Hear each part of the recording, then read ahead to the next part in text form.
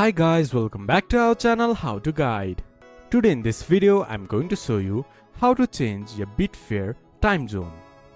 To do so, follow some simple steps with me. First of all, open your Betfair application or go to Betfair website from your browser. Then log into your account.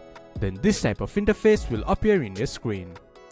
From there, hover your mouse to account details from the top menu bar. Then click to My Details. Then this type of interface will appear in your screen. Scroll down a little bit, there you can see Time Zone section. Click on Edit, then choose the time zone you prefer. Once you have choose your preferred time zone, click to Save Changes. Then your time zone will be changed. This is how you can change your time zone in Betfair account. This much for today's video. If you guys find our video helpful, please leave a like and comment. And do not forget to subscribe our channel and hit the bell icon. I'll see you guys again in our next video. Thank you for watching.